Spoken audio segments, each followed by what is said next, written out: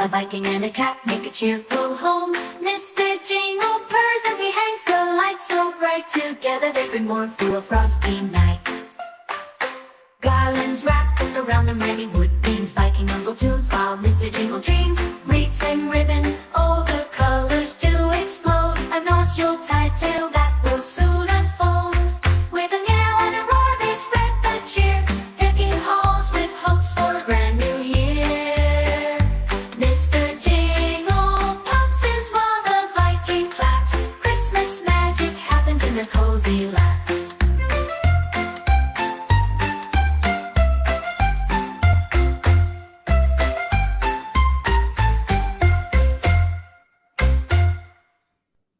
Heyo folks, welcome. It is Saturday. It is 3 p.m. over where you are, 9 p.m. where I am, and it's probably somewhere in between or outside of that wherever you are.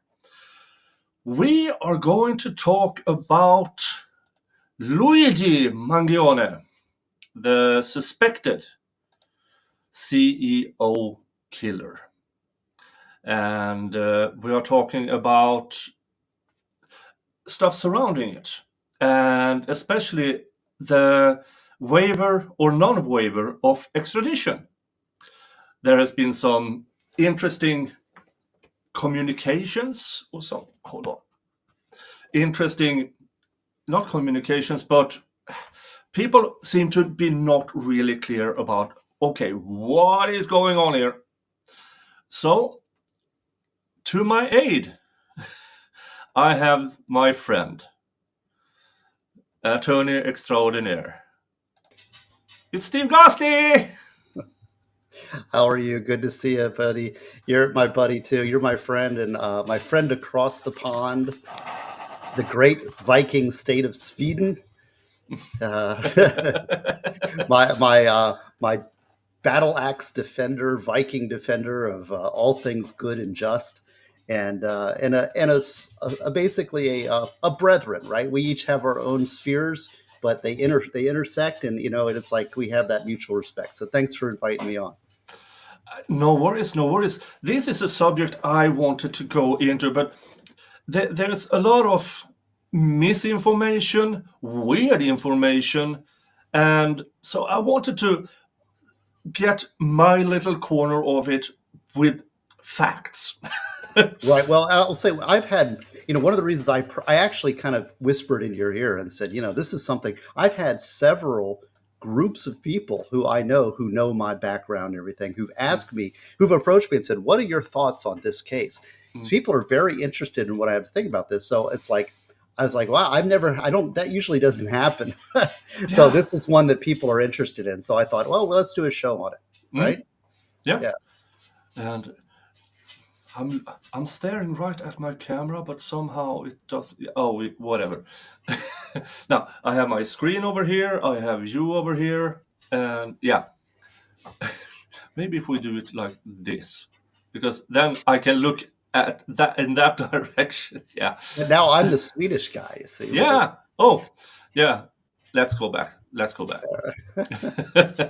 So a couple of weeks ago, one of the biggest healthcare insurer CEO was gunned down in more or less broad daylight by an assailant. And everybody knows if you are extremely wealthy and very, very white, then every resource of every agency will go after who killed. Because this is not the neighborhood shootout.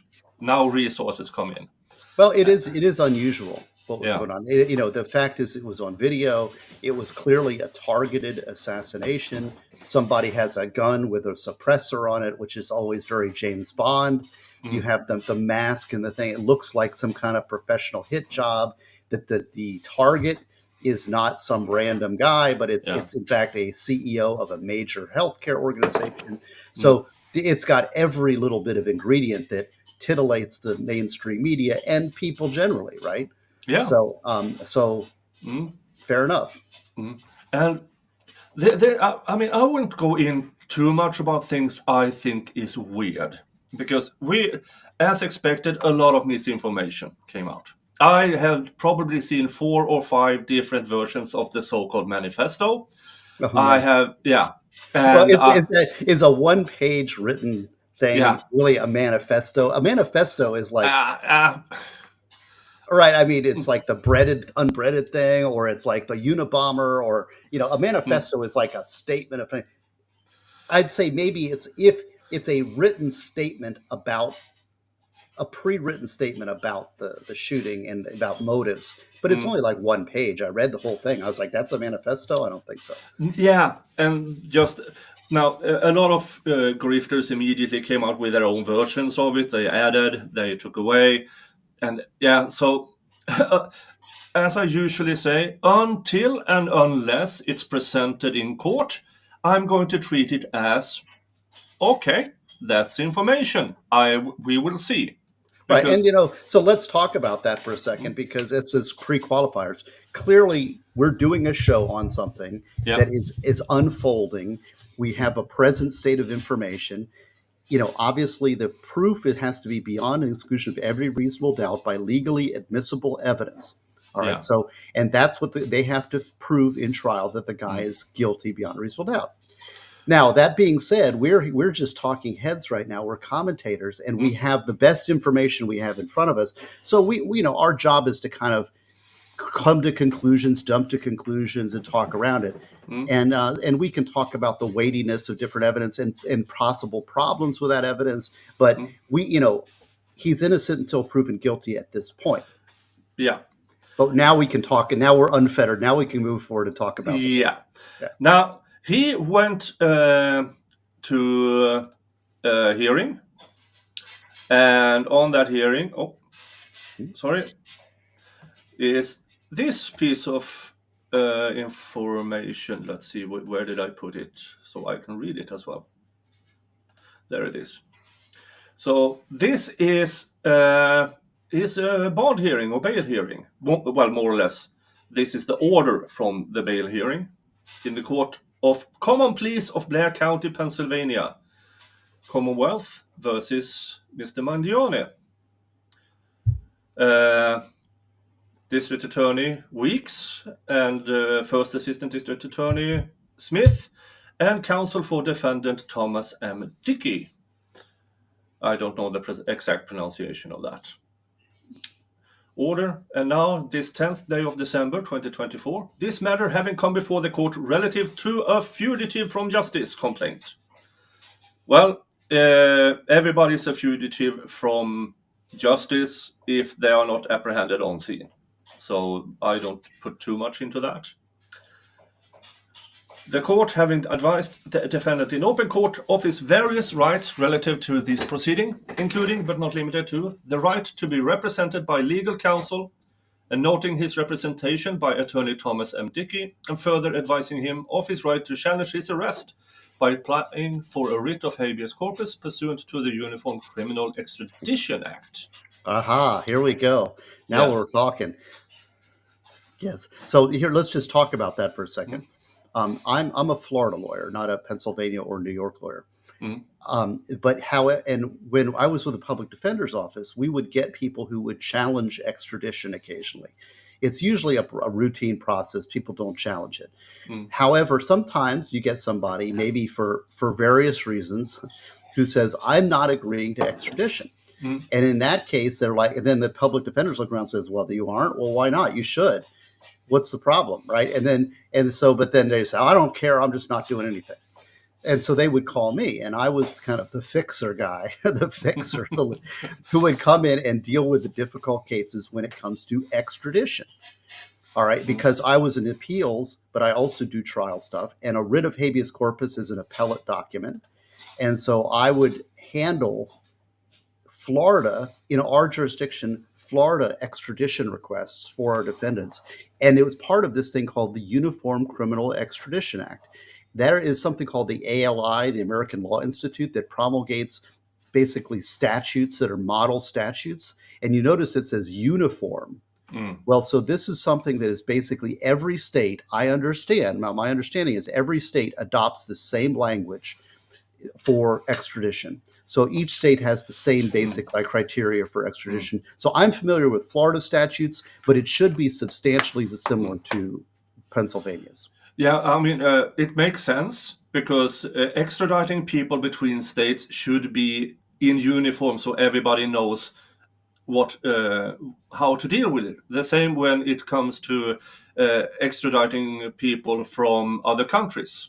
You have Well, to have a certain language. It's true, but it's a little different because other languages that's governed by treaty. Yeah. Intrastate, meaning state to state, which is what this is, has to do with the Uniform Criminal Extradition Act, which is basically the same in every state, and this is a very smooth process from the state side. Whoop. Okay. Now, and what happens is, so what they do, people get picked up on out-of-state warrants. They'll land in first appearances. They say, okay, you've got an out-of-state warrant. Usually people says, do you waive extradition, challenge extradition? They say, yeah, I know about that warrant. I'll go ahead. And they pick them up and they transport them. If the person challenges it, says, I do not waive extradition, then you have these time frames set out. See, 14 days, 30 days, you have these time frames in which the person is put in custody and given this time for which to do certain acts. So that's the way this works, timing-wise. Yeah. It is, the defendant shall have 14 days from the date of this order in which to apply for a writ of habeas corpus.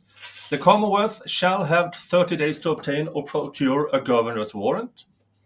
If and when the application for habeas corpus is filled, this court shall schedule a hearing forthwith thereon. Bail is hereby denied. The defendant shall remain committed to CSI Huntingdon as Blair County inmate pending said hearing. Got to talk a little bit more here? Sure. Okay, the next thing is, no, bail is hereby denied. Now, in Florida, if you are charged with capital murder, anything punishable by death penalty or life in prison, you are not entitled to bail. If you are charged with a crime that is punishable by a term of years or less, you are entitled by constitutional right, to a monetary bail. However, since he is charged with a life in prison offense, that means he's not entitled to bail. So that's why bail is hereby denied. If he was charged with like a third-degree felony, they could attach a bail to that. Now, another thing is the writ of habeas corpus. I've filed writs in the past, a few, not a lot, challenging extradition. And when we get into the meats of these statutes, I'll tell you some stories about why you might want to do that. But I'll give you kind of the insider view of this from a public defender standpoint. And this is, I'm not sure of local procedures up in Pennsylvania or New York. But one of the things is when somebody is stuck in jail down here in Florida and they challenge extradition, they do not get jail credit for the time in which they are waiting for this writ of habeas corpus to be heard. And that could be 30, 40, 90 days, right? And so then they don't get jail credit. So then they eventually lose, they get transported, and they've lost 90 days of time, okay? On the other hand, if they waive extradition, fighting the extradition, they get credit for that time. So that's a incentive for the defendant to go ahead and waive his right to challenge extradition. Okay. I'm learning new things here, and I love learning new things here. Okay. But if you're punishable by life, who cares, right? yeah. I mean, you get 90 days off your life sentence. Woohoo! I have a question for you. My brother's been asking me this, and he's saying that this guy's been charged with second-degree murder. Initially, yes, but it's going to be first degree. There's no way. Oh yeah. I believe they are being careful initially because every piece of information they have now, they still need to attach together. They might have enough for. It's a cautionary. I believe. Fair enough, but the thing is that whomever did that targeted assassination, that is the definition of first-degree murder, right? Yeah. And they might still be playing around with him being hired. Well, Ian Runkle had a good. Did you see Ian's breakdown about this is not a professional hit? Yeah, I saw that. Yeah, he did a good job. I'm convinced. I'm in the Runkle camp. Yeah, on but then again, a professional hit is only somebody who gets paid to do something. And I mean, I'm not saying this is it, but more in the streets of Atlanta, you for $500 and a bag of weed, you can get a hit, and it's not really a professional. Maybe. So when Ian is talking about he's talking about a John Wick type of that cinematic hitman. No, there are basically very, very few of those around in the world. Very, very few of those, and those who are often controlled by a government. Right. So, I'm not of that theory. It's possible. I'm not saying it's not going to happen, but it doesn't strike me as what. But we'll continue on. We'll talk about that in a little bit. Yeah. So you said this because you sent over a bunch of. Let's see, which one should we? Yeah, I sent you what I consider there's 3 statutory sites in Florida's uniform extradition statute that I've dealt with personally, and that I think kind of might shine some light on the process of challenging extradition state to state. Should we start with form of demand, bail in what cases, conditions? Start with the lowest number first. The lowest number, which is that 94103. Yeah, that one. Let me just find it. Window. So what we'll do is we'll go through the extradition stuff, and then we'll speculate. Then we'll do outrageous speculation on motives and why somebody would do that. Oh, yeah. Oh, there. Let's see. Let me enhance this. There you go. Good. A little bit bigger. Little bit bigger. There you go. Good. That's it. Perfect. So the West Florida statutes annotated uniform interstate extradition 941-03 form of demand. Now notice this. Go up to the top there. You'll see it says uniform interstate extradition. All right. So this is Florida statute, but I would imagine it's very close in language, because these are all basically states are adopting the ALI's recommended language for this, and it's a uniform interstate extradition. So this is Florida's, but let's take a look at it, because I know this one, and I'm sure there's an analog in Pennsylvania and New York. Let's see here. No demand for the extradition of a person charged with crime in another state shall be recognized by the governor unless in writing alleging, except in cases arising under Section 941-06, that the accused was present in the demanding state at the time of the commission of the alleged crime, and that thereafter he or she fled from the state. That is very, very genderism here in the languis. I guess they haven't. I guess they haven't worked this out yet. He or she fled from the state and accompanied by an authenticated copy of an indictment found or by information supported by affidavit in the state having jurisdiction of the crime, or by a copy of a warrant supported by. This is a long ass line. Well, okay.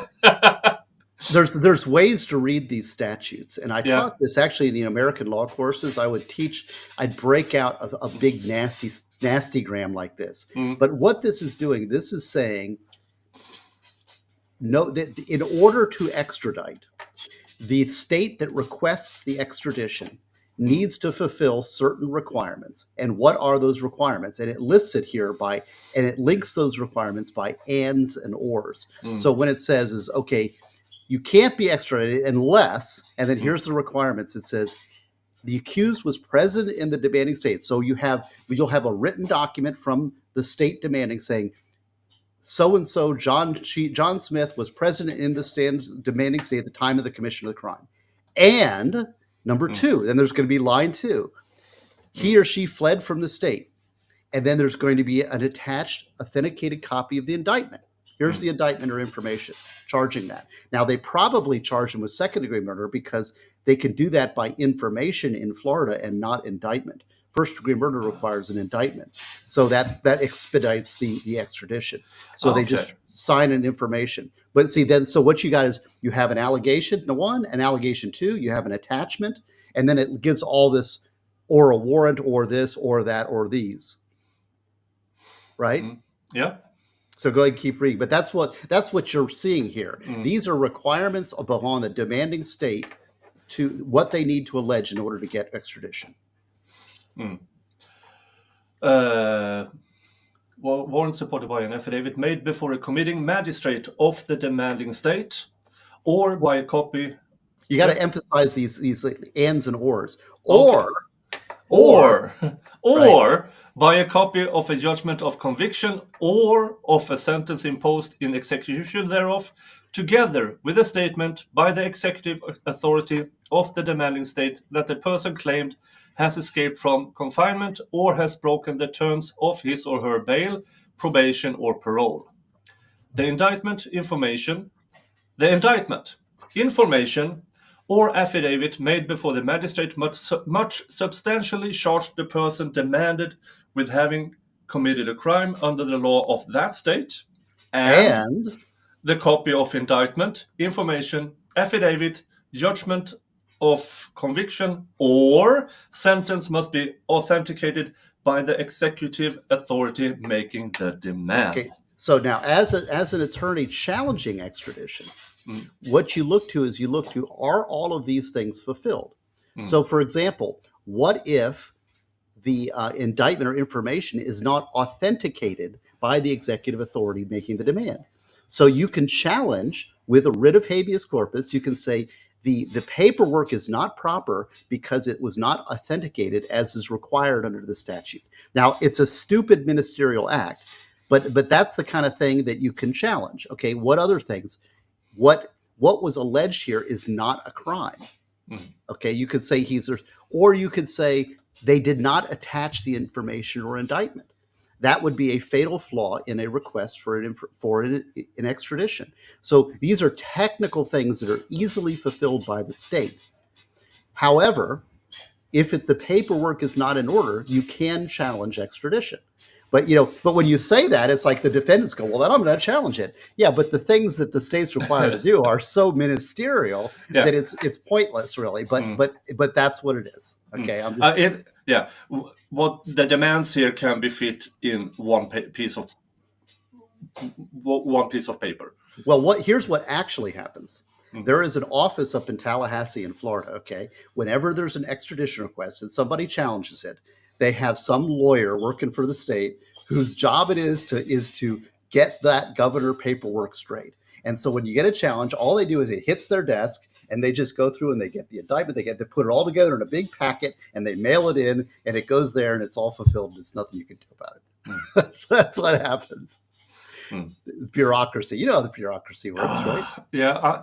Sweden is technically a democracy, but in reality we are a bureaucracy. So yeah. Oh.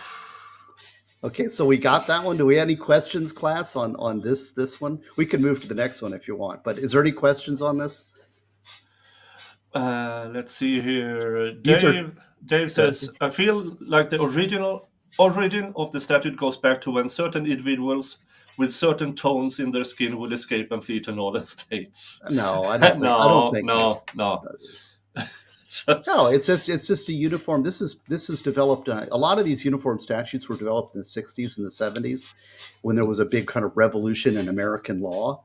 And it was done by the American Law Institute, which is a great organization of academics who draft statutes, and they put it through the crucible of lawyers and academics to try to make it bulletproof and account for every little vagarity and finding. So I always kind of like the ALI's product, and this is a good example of that. I'll tell a story, maybe the next one. The world's end habeas corpus derives from the Magna Carta that was signed about 25 minutes away from where he stays. There's actually multiple Magna Cartas, but yes, habeas corpus, they call that the Great Writ. And that is a document challenging basically the state's power to keep somebody in custody. What is your authority for holding this person against their will, Mr. State? The king must answer. That's the Great Writ, habeas corpus. Now let's see. We move on to 94110. Let's see here. Add to scene. It is no, not that one. It is that one. Let's and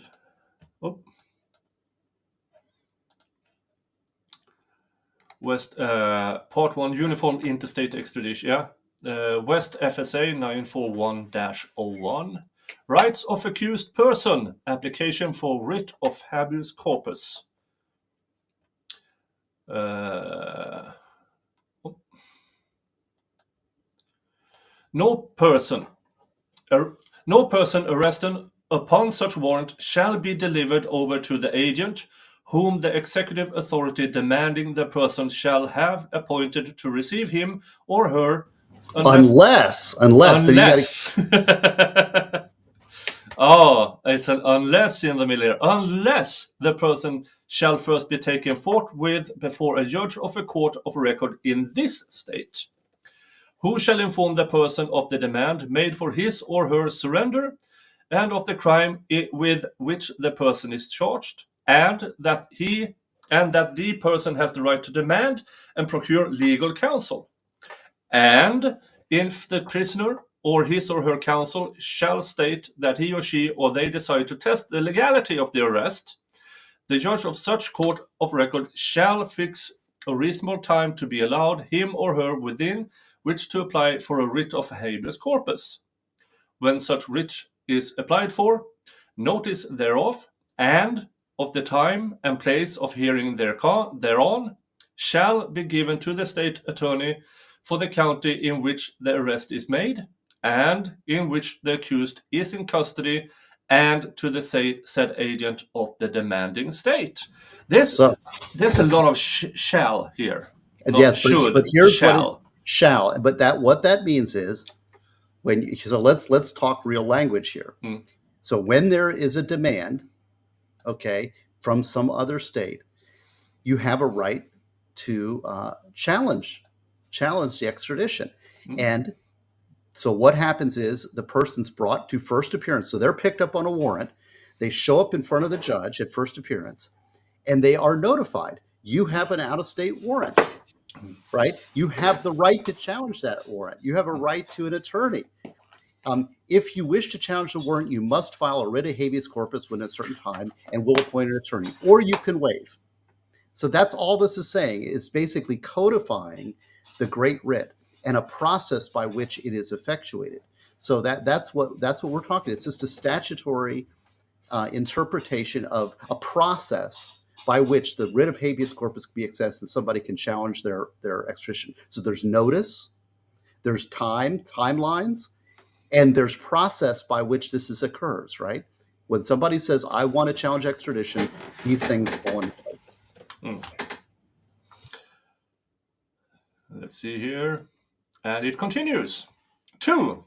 A warrant issued under Section 941-07 shall be presumed to be valid, and unless a court finds that the person in custody is not the same person named in the warrant, or that the person is not a fugitive from justice, or otherwise subject to extradition under 941-06, or that there is no criminal charge or criminal proceeding pending against the person in the demanding state, or that the documents are not on their face in order, the person named in the warrant shall be held in custody at all times and shall not be eligible for release on bail.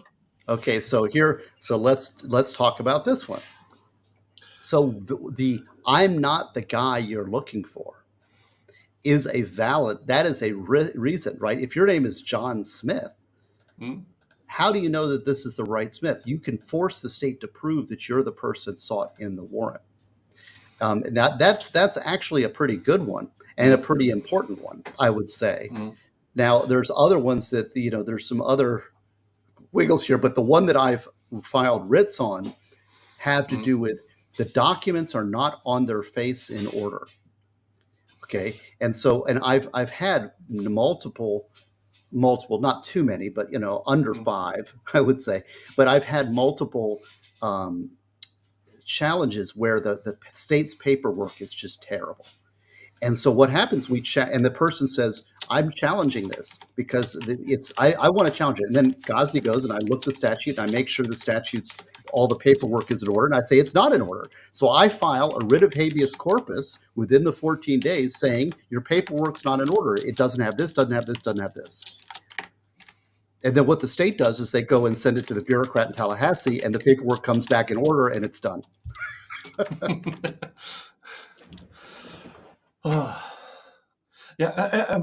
In this case, the speed of which he got apprehended and how he got apprehended by somebody recognizing him in a random McDonald's in Pennsylvania from the pictures that was public, and then a random person with a face mask, and it just happens to be him. Well, do you remember the incident of the Night Stalker? Because this was a big media case, this case right here, and it's like the Night Stalker. I think his name was Richard Ramirez, and he was a really violent killer in California, and he was not known. And what happened was he was doing all these murders and other stuff, violent crimes, and it was a big media sensation. And he gets on this bus. I think he was going to Las Vegas, and he gets on the bus on Las Vegas thinking he's the king of the world. He's getting away with everything. And while he's on that bus, the media reports, puts his face, like they identify him, and his face is all over the media, right? And he gets off the bus and everybody's like, there he is. Everybody attacked him and piled on it. I think somebody saved his life because people were going to kill him. So the fact is the fact that this guy was recognized doesn't surprise me, given the high profile nature of the case. It's going to happen somehow.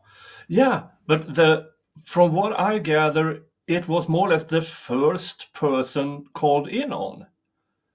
Yeah, but statistically, there are thousands of recognized. But that's a fallacy here, Nick, because it's kind of like, why is it that the key, I'm looking for my keys and it's always the last place I look? Yeah. Well, that's because you don't continue to look after you find them, right? Yeah. So obviously it will always, you don't say, oh, I found my keys, I'm going to keep looking for them. Same thing here. Once he's recognized in things, that's the time he's taken into custody. They aren't going to be, it's like it had to have happened to someone. If this guy didn't catch him, it would have been somebody else, and the same argument would apply to that later person. Now, what I mean is, usually you have a number of people, even in high-profile cases. We apprehended someone, or it wasn't him. We apprehended someone, it's not him. But to my knowledge, this the very first call-in. And that it's not that it can't happen; it's just unusual. Do we know that? Do we know that? I'm not sure about that. Are you sure about that? I have scoured the news articles about person of interest spotted, person of interest checked out. None of it I found before this guy. Yeah, but the media is useless and unreliable. Yeah. So I don't know the facts behind that. I mean, if it's pure speculation on my part. The thing is that there's a conspiratorial idea here. The fact is that he is being charged by the state of New York for the murder. That the state is pointing the finger at him as this is the guy that did it. So how he's apprehended to me is irrelevant. Now, what was found on him also very, very interesting that he kept everything. That which completely moves away the hired hitman thing. Yes, and also the fact is that I think he kind of expected to get caught if this is the guy. Yeah. He's kind of proud of it. Well, there's one more statue. You want to go through one more statue? Yeah. Because I Yeah. got a good story I can tell about this next. Okay, let's find that one. Dun, dun, dun. And that would be 116. Add to scene. Dun, dun, dun. Up there. Make it bigger. 941-16. Bail, in what cases, conditions of bond. Unless the offense with which the prisoner is charged is shown to be an offense punishable by unaliving or life imprisonment under the laws of the state in which it was committed, a judge or other judicial officer having power of commitment in this state may admit the person arrested to bail by bond with sufficient sureties, and in such sum as he or she deems proper, conditioned for the prisoner's appearance before him or her at a time specified in such bond, and for the prisoner's surrender to be arrested upon the warrant of the governor of this state. Yeah.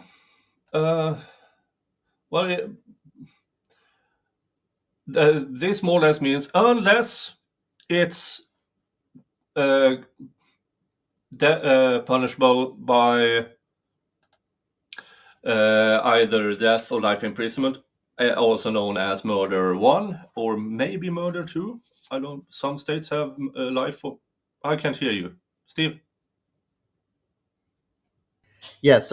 Well, in Florida, the use of a firearm would enhance a second-degree murder to life in prison without parole. The 1020 life statute. Well, I didn't see it in this one. I think it was the previous statute. But I'll give you a little story on how we challenged extradition on a particular case, and where I think I should have won. I will say should have won, which is unbelievably difficult to do and never to have. But the state did exactly what I said, and they went and the bureaucrats generated some paperwork sufficient to codify the statute, and it didn't matter. It was over. However, here's a little. This is a very odd, creative Gosney approach to law. We had a client who was charged with an offense from, I think it was Mississippi. Okay, and he was arrested on a warrant out of Mississippi. It was a disastro case. Now here's the little factoid that you need to know. You got a lot of clicking. That keyboard is loud. Yeah. I know. So the guy was in. There's 3 counties in Mississippi that allow for citizens to file criminal complaints. Okay, listen to what I'm saying. A citizen can file charges against an individual in Mississippi in 3 counties. Have you ever heard of such a thing? Nope. Yes, and a citizen's arrest warrant. So what? And actually, he was charged with offenses as a juvenile, and the kid was now over 21. So the warrant was for juvenile charges in one of these 3 counties from Mississippi, in which basically there was no jurisdiction over him. All right. So I challenged it on 2 grounds. Number one is it was basically the charge was not. There was no jurisdiction of the court. Second, and most importantly, the state governor no executive had actually signed the affidavit. So there was no executive action on a part of the requesting state. See, and in fact, what had happened was, so the citizen signs this affidavit, the judge issues the warrant. There's no executive there. There's no governor. There's no state attorney. There's no nothing. There's simply a citizen and a judge, which is a judicial branch. How do you like that? So we challenged, saying the governor, the executive, has not acted. And if you read the statute on one of those ands and ors, it has to be the executive of the requesting state. Yeah. Yeah, that was quite clear in the 116. Let's see, where is it?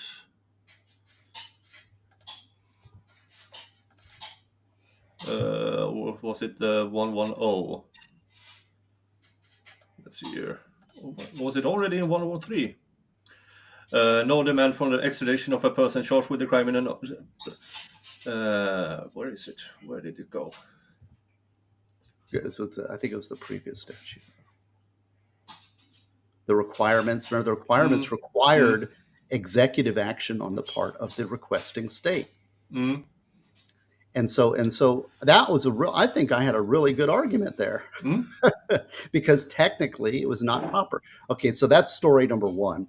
What eventually happened was Tallahassee got a hold of my writ of habeas corpus, and they just papered it over. They filed the appropriate paperwork, and it didn't matter. And it was just, people don't care about my technical arguments. And he got extradited to Mississippi, in which the court that was requesting had nothing. If he had pled guilty, there's nothing they could have done to him. So it was a ridiculous case, but it was a ridiculous court out of Mississippi. It was one of those talk about old school. I'm a judge and I rule this county with an iron fist and nobody's getting away with anything. That was the kind of judge that we were dealing with out of Mississippi. Yeah. Let's see. Lady Law Sandra celebrates 1 month of memberships. Great to see Attorney Gosney here. True fan here. Hey, Lady Law Sandra. Good to see you. Thank you, Lady Law. Well, and my next and my other extradition story that jumps out, because other people were saying, well, why would you ever challenge extradition, given the fact that it is so easily complied with by the state, and you're losing credit, and all you're doing is keeping yourself in jail and delaying the inevitable, right? Well, first, in a life in death or a life in prison or death case, that time doesn't matter, all right? But why would you do it in some other case? All right, I had a client who is a lawyer who got arrested on a warrant for embezzling basically $100 and something thousand from his trust account. Ooh. Okay, and he got charged with some major theft out of a neighboring state, and he was arrested on the warrant. And he was there's some clients they like and some you don't like. And so he was one of my clients. He was very rational. I told him, why are you challenging this? You're going to lose. And so he was a lawyer. He knew what he was talking about. He's like, well, because what I'm going to do in this time is I have friends and family who are scraping together every penny, and we are going to reimburse the victims of this theft. Oh. So if you give me 2 months, I'll be able to pay them off. And so when I land back in the state that they're asking from, the victims will have been fully compensated. And that has to do with, and there's statutory, it's relevant to sentencing. Let's put it that way. So there was a delay aspect that was allowed here. So he's like, I just want to file the writ. I want to challenge it because when I land there, I want those people to be fully compensated so that my sentence will be much lower. I'm not going to get probation. Oh, yeah. I mean, owing $100,000 or not owing $100,000, then you only have the act of getting wrongfully use of money. Right. Well, and he's going to lose his bar license, but you're likely, if you fully compensated the victims for their theft and you lose your bar license, the likelihood is you'll probably get probation. If you land back there and you have kept the money, the likelihood of prison is much greater. Yeah. Yeah. No, he should have been a lawyer in California. I heard they are more lenient in some cases. All right. Yeah, but this case. Can we go to speculations now? Okay, but can I address Choosing Heretics, Choose Carnation? He's one of the most entertaining chatters. He always comes up with these crazy. I mean, I don't know if you've ever seen his chats, but he's funny. No, he's new for me. He's new for me. He's I don't know. He has something. I still don't quite understand where he comes from. Something about Catholics and Jesuits or something. But he always has these clever comments, and he knows Gosney, and this is a very obscure reference that I fully appreciate. So let's read it. Have you ever, or would you ever, Achilles' last stand, like Jimmy Page Oh, with a bucket of water just dumped over you in swashbucklers. I love that. I will tell you, I have been watching this clip of Jimmy Page at mm, Networth. I think it's in '79, playing Achilles' mm, Last Stand, and it's killer, man. I've watched that. I've been listening to that mm, like a bunch lately. So mm. salute to you. We're attuned into each other for some reason. Yeah, that song has the weirdest drums to it. Oh yeah, that intro where it's like dum boom boom Yeah. boom. Da-da-da-da-da. Oh, I love that, and then it just Mm, rocks. yeah. It's just a driving Mm, song. It's so great. mm. Hmm. Okay. Can All right, sorry about that. That was an indulgence. Mm. I love indulgences, and I love people chatting around in the chat. And for you who don't, this is being streamed on YouTube, Rumble, and on X. Thumbs up, Rumblers and Xers, man. You guys rock. I love Yeah. Rumble. So I still You, have you to hear be. did you hear they nuked my YouTube channel? I heard, and I'm not sure why. Well, and when I say nuked, all of my videos are all now down to like less than 100 views. I had 25,000 views on several of my videos, Yeah. and they Yeah. just changed like how does the viewers go from 25,000 to like 170? I don't know. I don't know. Uh, So salute to Rumble and X. I got good feelings about you, man. hmm?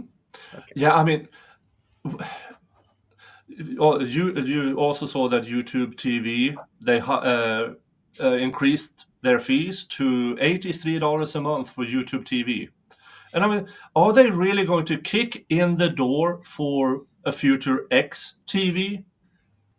I mean, Elon, if you by chance are around here, they are leaving you an open door to Exactly. It's come like, in and just, yeah, yeah. let's put in $100 million into X TV. Boom. Yeah.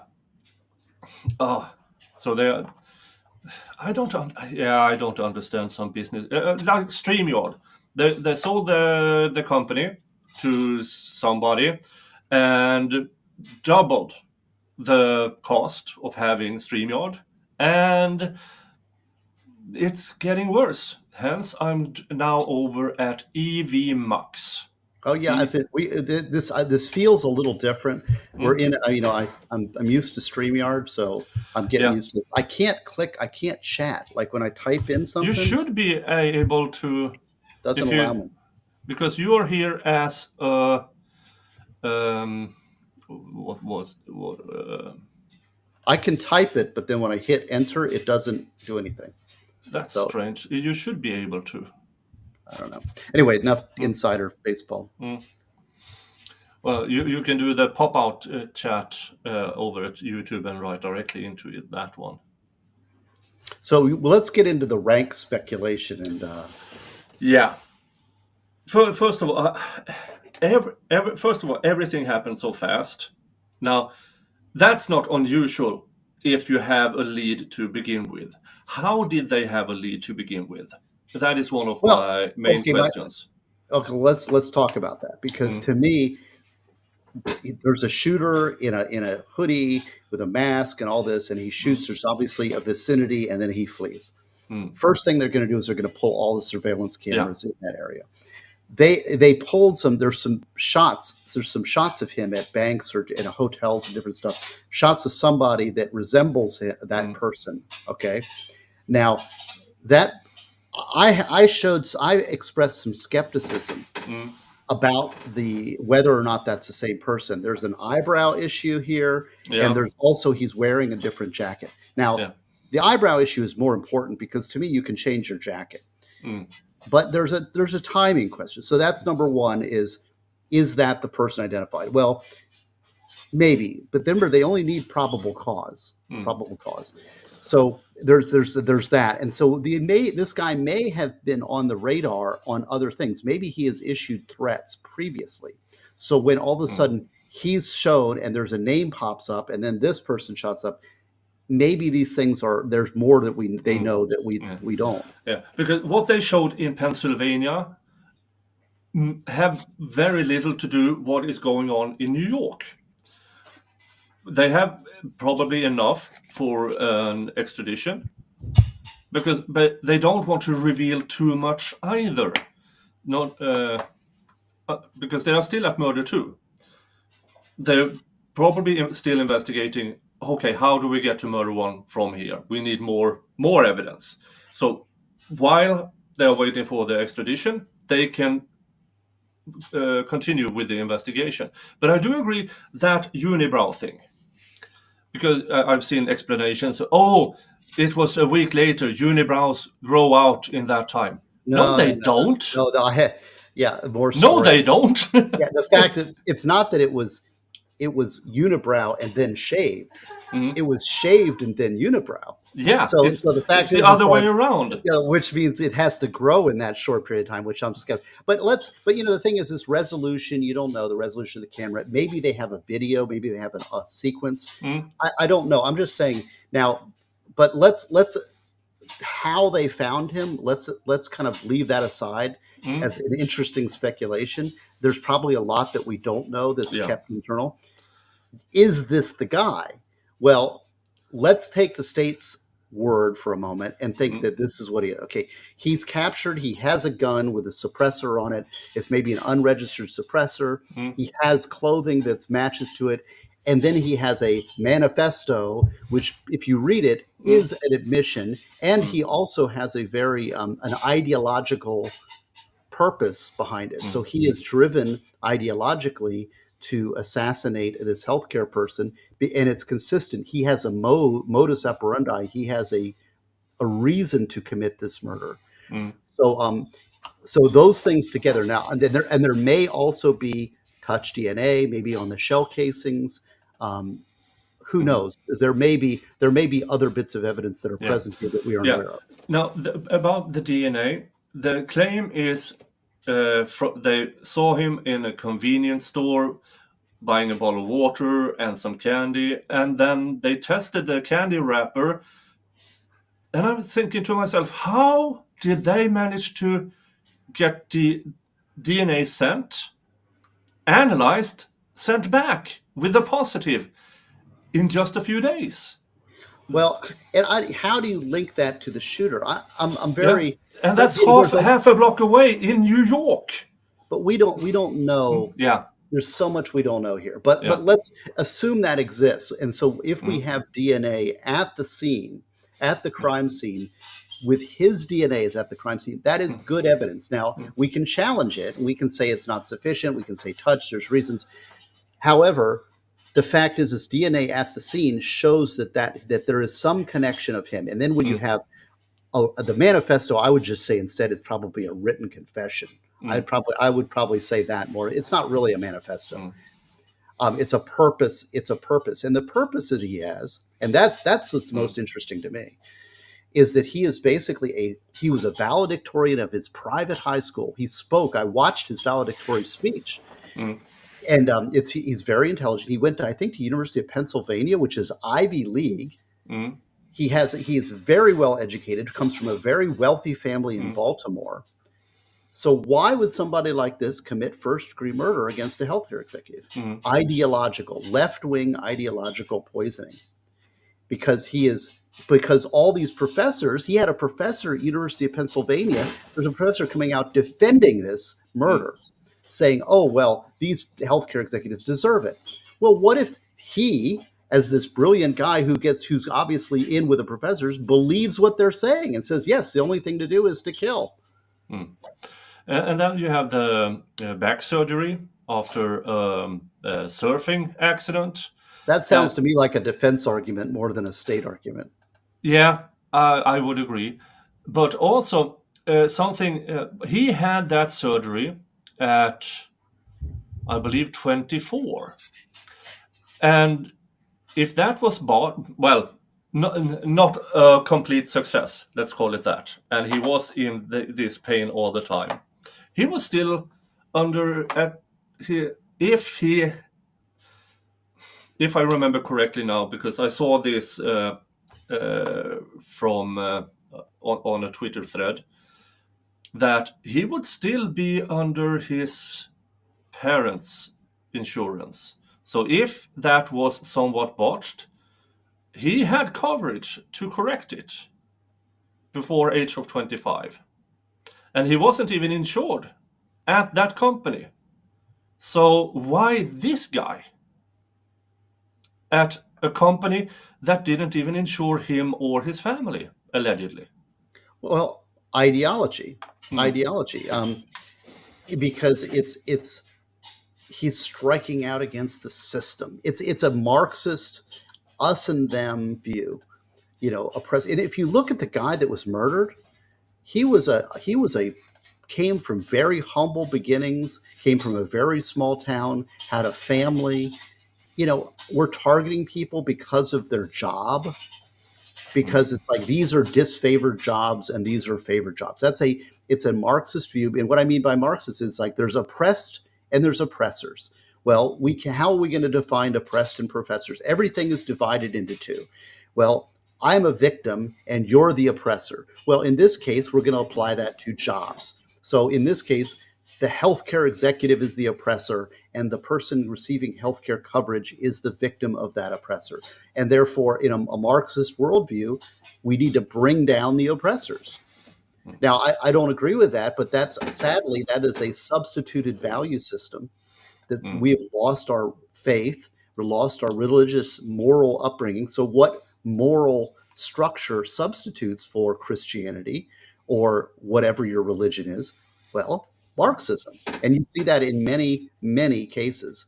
And I think he is taking that victimizer framework and applying it and saying, okay, this is a rational act within that worldview. That's why you're seeing so many leftists in America defend this guy's actions, or at least justify it. We've even had congressmen, Elizabeth Warren, the Pocahontas, she gets up there and she says, well, I condemn all this, but it's understandable.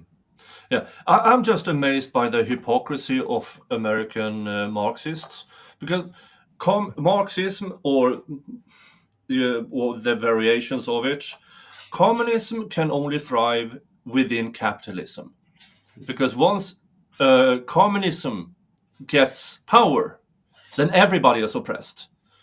Right. American communists don't live in Cuba. They don't live in China. They don't live in Russia. They don't live in North Korea because they want everything. And as soon as they get to this communist paradise, they can't have anything because all of a sudden everybody needs to be oppressed.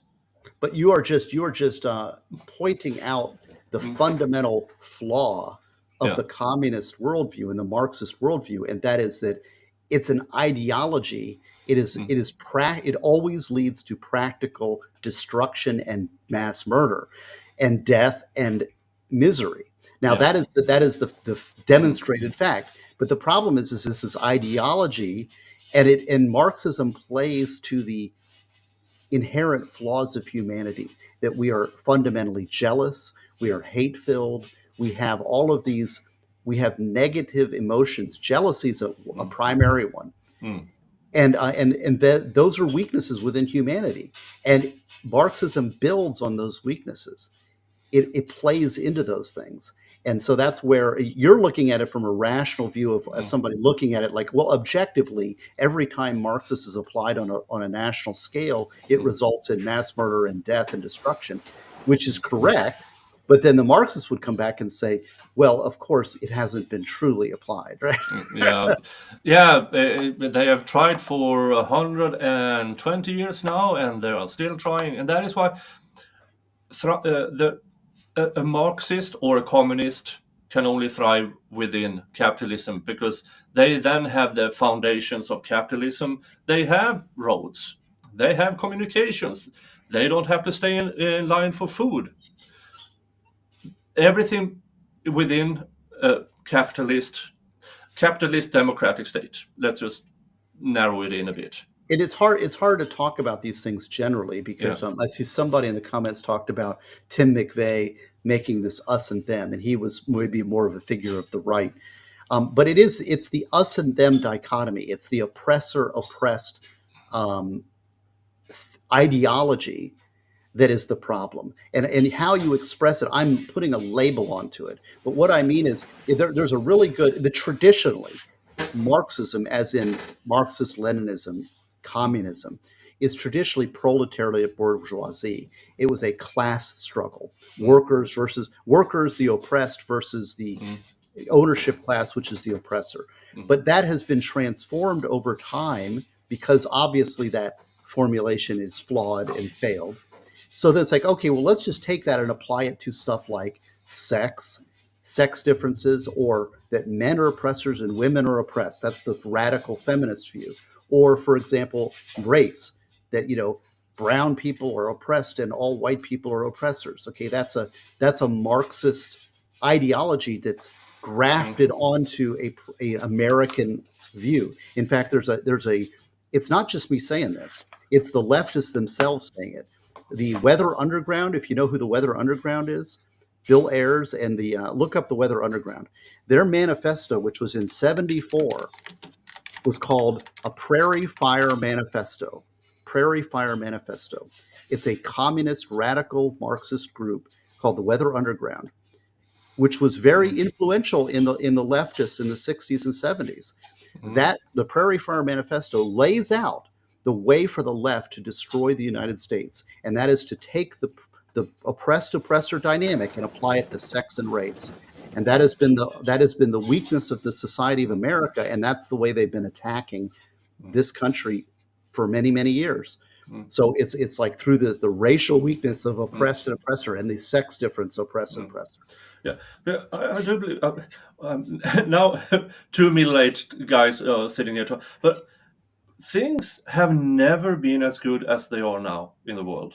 With all the wars, all the fighting, yeah, still things have not been as good for in Europe, in the United States. Hello, Mr. Jingles. I love Mr. Jingles. I mean, go back. My first apartment, way back when, was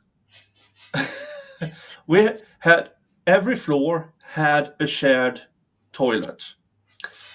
The shower was in the basement, and you had to write your name for when you wanted to shower. That was the standard back then, and nobody thought that was anything unusual. Nothing happened. And look at the standards today. Even in the worst of places, you have your own bathroom. But the mistake that you're making here is that you're thinking that this is the idea that poverty causes crime or poverty causes terrorism. That is demonstrably false.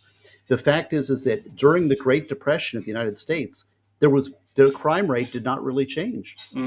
It was low crime. I'm still talking about how communism thrives and try to attack people. I'm trying to explain. You are living better now, even as a poor person, as a middle class person lived 50 years ago. But see, here's the that's true.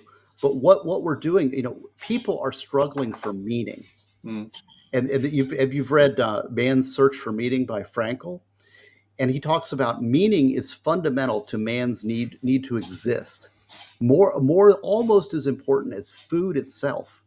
And he was a concentration camp survivor and witnessed that strong men would come into the concentration camps, but would die within weeks because they didn't have purpose and reason to live. People would come in weak, but would fight and survive because they had a meaning and a reason to live. And that's what you're seeing here. This guy he's a young man, and young men are always looking for direction and meaning in their life. And and the left fills that with these progressive ideologies. Here's why your job. And so he's found his purpose. Same thing with the 9/11 terrorists. 9/11 terrorists were all wealthy, come from wealthy Saudi families who had everything taken care of. What are they doing running planes into towers? Well, because they were looking for purpose. They had an ideological purpose. And so I think that what we've got here is existential crisis of lack of meaning that used to be filled by faith, but has now been a void. C.S. Lewis talks about this in Abolition of Man, which is one of my favorite books also, which is how people have lost their function, their valuing function, their ethical framework. Oh, Mr. Jingles. I love Mr. Jingles. Look, here's Mr. Look how happy he is when I do this. He's such a happy camper. Aren't you, Mr. Jingles? His face doesn't express it, but I can see by his attitude. Yeah, he will leave a present in my bedroom later. I'm sure of it. Okay, so we are run down this guy,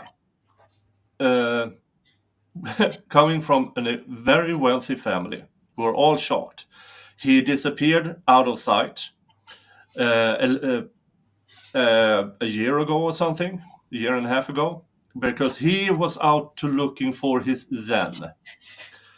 And people who are actively searching for, as you said, their purpose, what's my purpose, are easily scooped up by cults or other ideologies, because they are searching for something. And often if you have no purpose, you are searching and somebody says, I can provide it. And here comes the mistake many does, who isn't searching for something.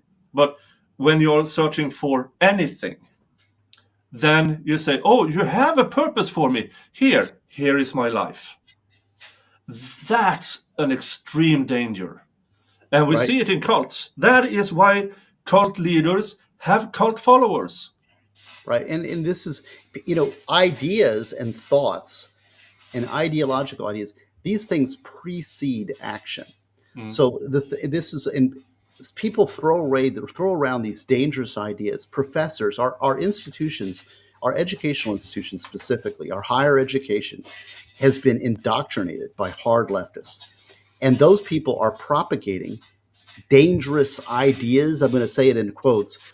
I'm going to say poisonous ideology, calling for violence and calling for division and calling for X, Y, and Z, and justifying violence and behavior like this guy, right?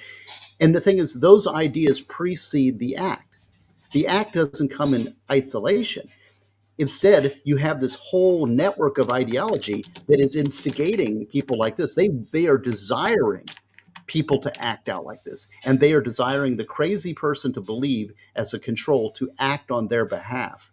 So we need to be very careful. We as a country, I don't know how to rein that in other than saying it's an immoral question. Yeah, if you just go back 50, 60 years, you still had leftist movements, but it seems like ideologically they have radicalized since.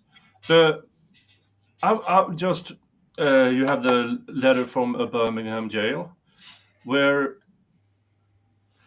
I have a dream. It's followed by judge a man not by the color of his skin, but by the content of his character. I think that is extremely overlooked. Oh, and Martin Luther King was a great man. Have you ever been up to Atlanta and seen his gravesite and the memorial to him? I'm planning on going there next time I'm going to Atlanta, which is this summer. Very worthwhile. I would definitely. It's a really. He was a truly unifying figure, an important figure on the world stage. Probably, maybe one of the last great American unifying figures, I would say. Now, at the time, he was not unifying. Same thing with Lincoln. Lincoln was not a unifier at the time, but you look back and he really changed the landscape of things. However, what you're saying is that the radical left was still Malcolm X, the Weather Underground, all of those people were present in those times. The fact is that those were radicals. Now what we have is mainstreamed. The radicals have taken power in education and in institutions, and these ideas have become mainstreamed on the hard left. The hard left is now in power in those institutions, and this is the problem. It's not that they haven't existed; they've existed for a long time. It's when they seize power and these things are actually having an effect into the culture. in the culture wars and all this. This is why this is what's going on. Yeah, I mean, for me, who grew up, I was an adult when the Berlin Wall fell. I did my military service during the Cold War. It is so hard for me to understand why people would want that back. Because Well, the Berlin Wall was yeah. the physical border between communism and democracy, or capitalist democracy. That it was a physical border, and maybe it was easier to understand the difference when you had that physical border.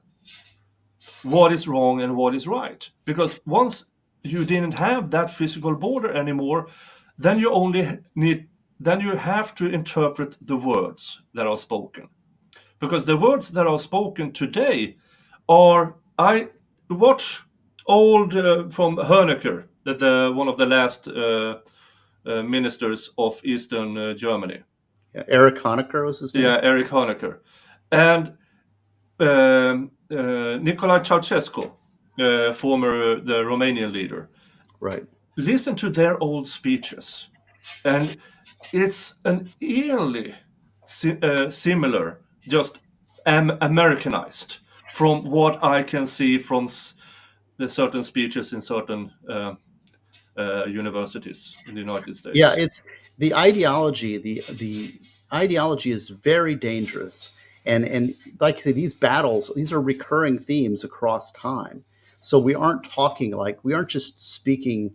That's why history is so important. But a modern functioning democratic republic, or a civilized Western civilized society, requires to be made up of educated and enlightened individuals operating in the majority.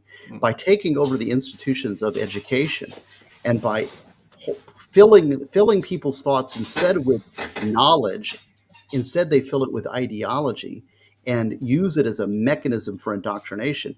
We are undermining, IQs go down, people's awareness of what history is so important to be taught.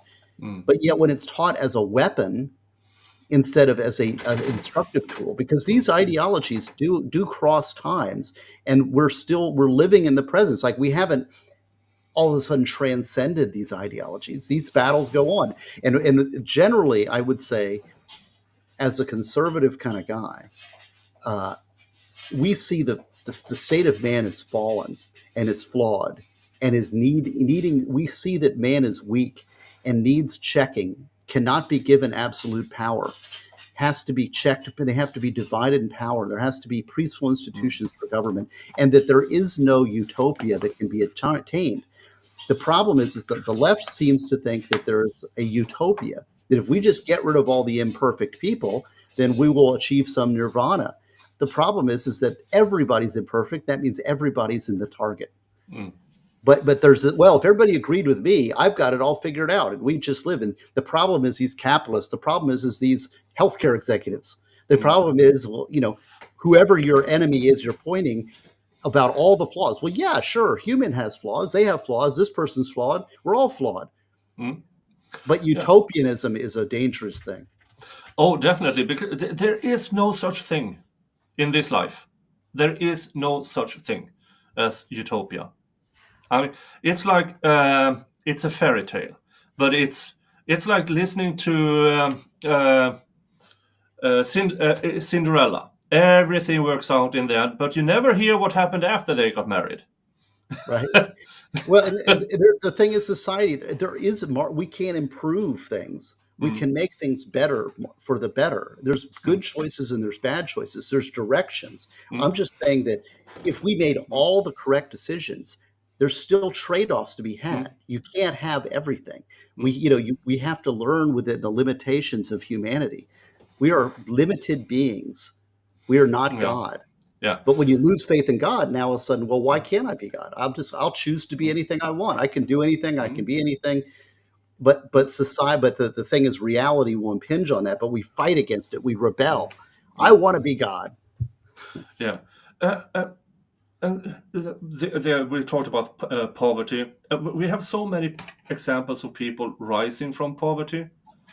I covered the Young Thug trial, if anybody noticed, the last 2 years of my life, more or less. And this is a guy who came literally from nothing. And he created an empire. And he tried to pick people up, saying, you don't have to do that anymore. You don't. He hired people. Now, if they kept committing crimes, okay, you had your chance. I will pick up somebody to my label who wants to be better.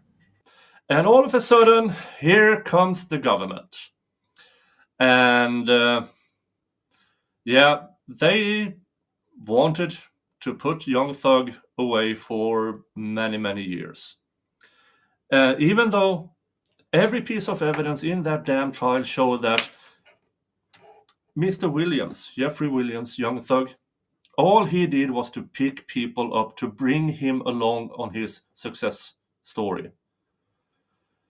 And that had to be punished. Because in some, and I see it over here as well, and I see it in the United States, some organizations believe you are not allowed to pick yourself up. We pick you up under our conditions. And that is why you see so many politicians being involved in some charities that claim they do things for homelessness, they claim to do things for certain communities, but nothing ever changes. And why is that? Well, because they have no interest in it, unless it's on their terms. And I'm not a huge fan of big charities with executives with $200,000 a month, some of them, because nah. And the more I look into how Fani Willis acts, that I recognize it. I recognize it because I've seen it before, and I saw it on the other side of the Iron Curtain. You are not allowed. You are not allowed. And well, and it's a substitution of the religion power has substituted for religion. So the purpose here is power and control. And it's a recipe for disaster. And we are there's a lot of cases that say, these battles need to be fought every day in every moment within ourselves and externally. And that Fani Willis, it's a living, breathing example of the corruption we're talking about. Yeah. And for instance, when she spent all her money becoming a DA, she was flat out broke. Now she owns real estate for millions. How did that happen? Well, people say, she is a public speaker and her fees are that high and she is hired all the time. Yeah, you know what that is, folks? Bribes. Nobody's interested in what she is going to have to say. They are interested in what she's going to do. So under the cover of public speaker or speaker at events, speaker at organizations, speaker at corporations, she get paid. It's just another way to pay off a politician, because Fani Willis is a DA, but she is a politician. She creates she is the creator of what is going on now in Fulton County. And she's being paid to do it as a public speaker or as a speaker. That is because why would anybody pay her $30,000 for standing and speak about herself for 45 minutes? Nobody. No. I would, if I had the money, I would pay Elon Musk $30,000 just to sit down and have a talk with him, because that is worth my time and money. A DA? Fuck that. I'm sorry. Nobody's interested. But it gives them an opportunity to pay her off legally. Yeah, there's a human desire to fawn and drool over the powerful, and it's pretty disgusting because I'm always reminded of this in my own profession and in my own state, and they have these. We have a Florida bar of which I'm a member, mandatory. They force me to join because I have to practice law. It's called an integrated bar. So I have to be a member of the bar. And so we get this Florida Bar Journal and Florida Bar News. And then what happens is they say, okay, we're going to find like the most scholarly or, lawyer of the year for Florida. And you know what? It just happens to be the Chief Justice of the Florida Supreme Court. Oh my God! Oh, they're great. And they do a big puff piece and they do fun. It's like, so you scoured the earth and you found it. It's this person. It's always to me. It's like, okay, come on, really? Yeah. I mean, it's like that's just somebody who's powerful that you're just drooling on. I mean, okay, is you really somebody? Is that really heroic? Is it really worthy because you've attained a position? I mean, it's a position of respect. But when we're giving out awards, why are we giving an award to that person? They've got the reward. I don't know. I mean, it's just kind of the way my mind thinks. It is obnoxious to me, this fawning over people with credentials or a position. And it's the same thing with that Fannie Willis, right? People are fawning. They're paying the position, not the person. Yeah. Let's see here. Thank you, ladies. Law Sandra. Hi. What legal let's get back to some law here. What legal standards must the defense meet to argue diminished capacity or insanity, and how does public perception impact such defenses? Oh, very good. Well, this is the old McNaughton rule, which is the insanity. So that you've asked a number of questions, Lady Law Sandra, and I'll try to tweeze them apart. The insanity defense, in its raw, purest form, which means not guilty by reason of insanity, is generally disfavored by juries. Juries do not like it. It's a very uphill battle. Okay, so let's go with that and say, people say, oh, he's going to get away with it from insanity defense. But if you're really insane, that means you lack the capacity to distinguish between good and evil or right and wrong. Now, that could be attributed to many in our society. However, the fact is that the mere fact that he was concealing himself with a face mask during the assassination shows that he knew that the act was wrong. So I think that insanity defense is a no-go. He could be mentally ill, but know the difference between right and wrong. Now, the diminished capacity idea. So what you're saying here is, and this is why I said the other argument is a defense argument, because a defense may argue for less sanctions because of whatever mental illness. He was in a state of depression. He was under pain because of his back, and he blamed his person. These are all mitigators, things that say, well, he wasn't doing it for profit. He was doing it because he was in pain and he blamed this person for his pain. That's sort of a, I don't deserve life in prison, instead give me 40 years kind of argument, right? Usually it doesn't work, but you can argue those type of things to reduce a sentence if you plea and you say, here's some reasons why it happened, and these reasons aren't completely bonkers. They do require a little sympathy. Now, there's a difference between insanity and mitigation. And over at I can show Rumble Rants. Oh, right. That's cool. Hey, Slidey Pie. Man, Slidey Pie read my whole book. Yeah. Online. Yeah. She's my buddy. Go check out Slidey Pie if you want her reading one of my books cover to cover. Yeah. Good job.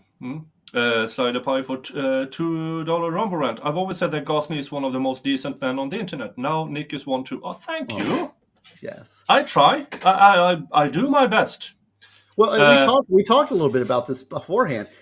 We have different perspectives, but there's a role for each one of us in the society, and you have, and sometimes you need a Gosney, and sometimes you need a Nick Starro, and sometimes you need somebody else, right? Yeah. Nobody has it all. Oh, definitely not. And I'm very, very happy that nobody has seen me in action. You might have. As Mr. Gosney says, he's not always a nice guy, especially not when you have to work. Same over here, because once I'm in the situation of a negotiation of sorts with the counterpart that definitely it doesn't even want to be negotiated with. Different kind of Well, Nick shows when up. you say you say that, let me elaborate a little bit on that, because the most powerful and painful weapon is truth. So so I try to always be as honest and truthful as possible, because it's the hardest thing to defend against. Oh, yeah. I agree. I mean, even if a different personality of me shows up in negotiations, let's just say that, but not to the extent that I will actually lie.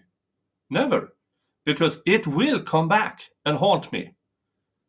Maybe not from the counterpart, maybe not from the judicials, but I know it. And I don't like it. So, well, I didn't know EV I saw it when I did the thing with the EVMux and the scheduling and everything. Ooh, I hope this works, because I haven't thought about it. But yeah, What's I that? can now bring up Rumble things. Thank you, Iron Rabbit. Iron Rabbit's one of your mods, I guess. Yes, Iron Rabbit. Yeah, follow Steve over at YouTube or Rumble. Yeah, and I'm not quite posting as much as I used to for a number of reasons, but do follow me, please, and like with the thumbs up on the shows that I'm on.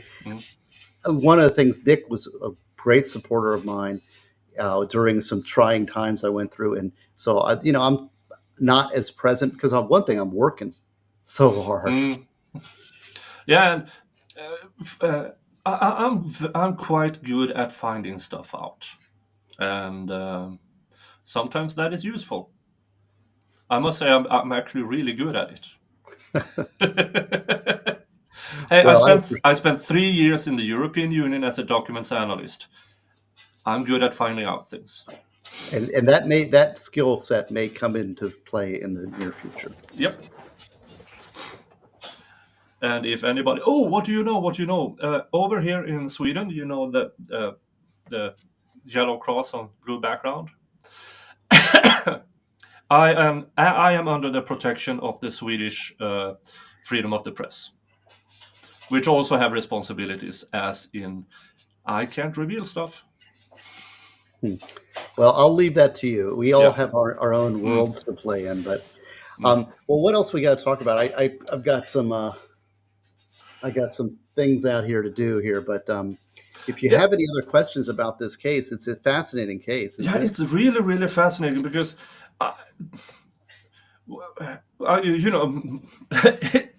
after 30 years, negotiations and everything, I have this built-in BS meter that tingles sometimes, and there's something about this case. It might be that we just don't know yet. Yes. And I think that is more it. And the fact is this is a problem with institutions being corrupted, is that we have lost any kind of trust in them, and for good reason. And so this is it's necessary. It's necessary that we have a strong and honest and fair government, because there are killers in our midst. And we need protection from them. There needs to be consequences. The criminal system is very important. That's one of the reasons we're such critics, is because we see that it's such an important function. Yeah. Oh, and speaking of trust in government, now I rarely go political, but when Joe Biden commutes the sentence for one of the judges in the Cash for Kids, I blew my lid, because this was in Pennsylvania, by the way, which we are already talking about. The Cash for Kids, 2 judges sent kids to juvie for kickbacks. And I did some calculations, and up to 6,000 children were put in juvie under an 8-year span by this judge, wrongfully. Not all of them, wrongfully. He got $2.1 million for it. That is $350 per kid. That is what human life was worth for this judge. $350 per kid in juvie, in kickbacks. And he now gets to live free. Well, one of the case that I'll bring up my own little pet peeve case that I've been watching a little bit, and that's the Daniel Penny case, which is the fellow who just got a not guilty out of New York for the New York subway case. And I was thinking about that today. We were out having brunch on Bayfront in Miami, and we were just sitting around. It was a big crowd, and what protects us from violence by people who are just random people on the street who want, or thugs or group of thugs who want to attack you, right? Well, one of the things that protects us is our fellow good-hearted citizen who is willing to step up and defend somebody who is being an innocent person who's being attacked. There's sort of a, I always call it the sheepdog, but it's a group. Hold on a second. It's a group to stand up against thugs, right? But this attack in New York, this prosecutorial attack, it's exactly what they're trying to target, which is us standing up for each other. And then you saw the person's father more or less calling out for a race war. And again, it's dividing us. Yeah. And this is a father who abandoned his kid early on. Never showed up. Nothing. Why is this? Because two of the people that were helping, two of the helpers in this Daniel Penny case were also black. Yeah. It's not a black and white thing. It was basically some crazy person on a subway threatening people and some good bystanders helping out, including two black guys. So it's like, but it's got to be all. Who also testified? Who also testified for Daniel Penny in court. Yeah. So exactly. So because we're brothers, we're. Who testified for Daniel Penny in court, and that is ignored because it doesn't serve the ideological divisive point that we are brothers together. To me, all three of those guys were heroes who stood up to protect innocent people, and but they don't want us standing up for each other. They want us divided. They want each other's throats. I want to be brothers with all of my. We are born to be together, and the good people need to stand together, and they don't like that. Yeah. Now, do I feel bad for the victim? Yes, of course. But at the same time, that is a person who got every chance possible time and time again. I read this, that after he punched an elderly person a few months before this happened, he got the opportunity to go to a rehab home. He had a roof over his head, he had food on his plate, and he went there and he stayed there for 17 days. And then he ran away. But here's the thing, though: is where were the police? Right? This is the whole thing. It's all this power deference. They don't want people to be empowered because that disempowers the government and the society and the elites. I mean, I love the fact that people are standing up for themselves. That's what they should do. But it's a threat to the power. The power. All the choosy heretics might say it's the Jesuits. Anyway, I got to get going here. Sorry. Okay. No. Thank you so much. Thank you for bringing in some clarity regarding the extradition and some clarity around that. Thank you for listening to my more conspiratorial things and giving your thoughts on that. And and as always, thank you for being a friend. And as things evolve in this particular case, I hope I can have you on again and we can go through it together fact-wise, and then play around with some more conspiracy things. And Well, thank you. Well, I'm generally I'm not a big conspiracies have proven true over time though, so I'm not discounting them. I'm saying that Occam's razor says that generally it's the more simple explanation that's true.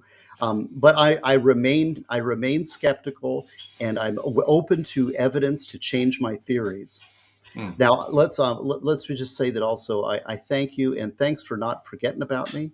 And thank you for the chat and for the nice people in chat for supporting me and being here, and also not forgetting about me as we go forward. So God bless you, and happy Swedish Day.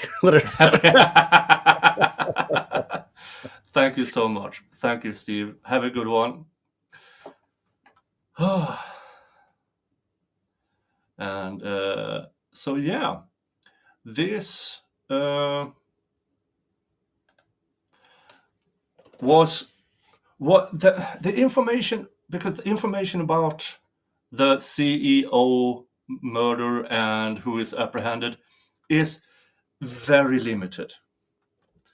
And that is also why there is so much speculation out there. Now, all we have is what the government has allowed us. They have been leaking photographs from within the jail cell. Those shouldn't be out there at all. So for me, that says they are already, from the get-go, trying to influence potential jurors. Now, I'm also grateful for the information, because without the information, this stream wouldn't have happened with me and Steve Gosney. So it's a double-edged sword, and hopefully we brought you some clarity in this. We also had some ideology discussions. Now, for you who don't know, I consider myself a classical liberal.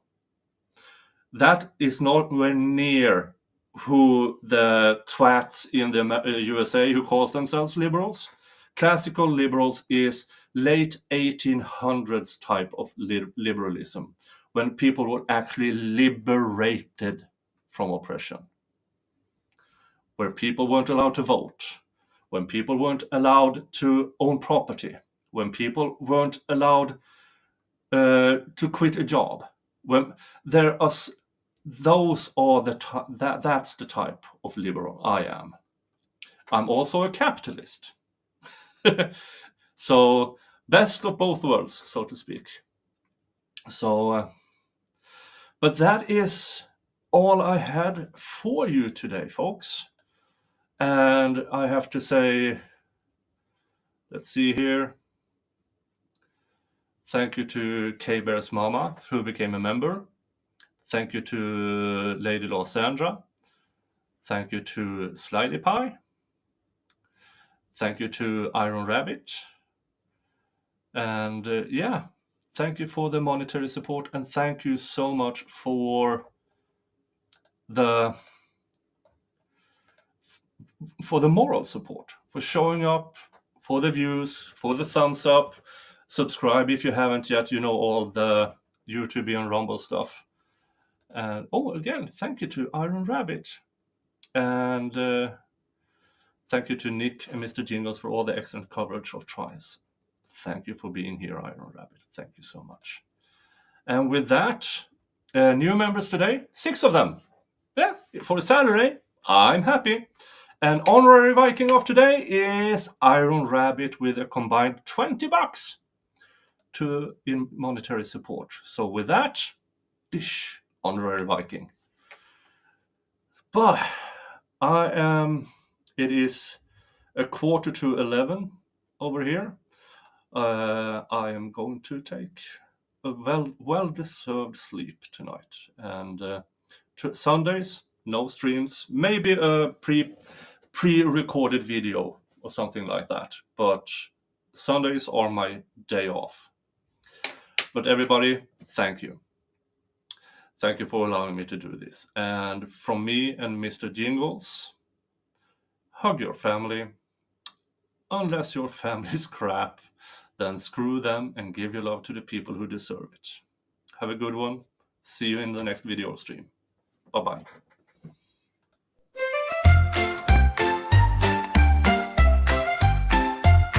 In a snowy land where the dragons once roamed, a Viking and a cat make a cheerful home. Mr. Jingle purrs as he hangs the lights so bright. Together they bring warmth through a frosty night.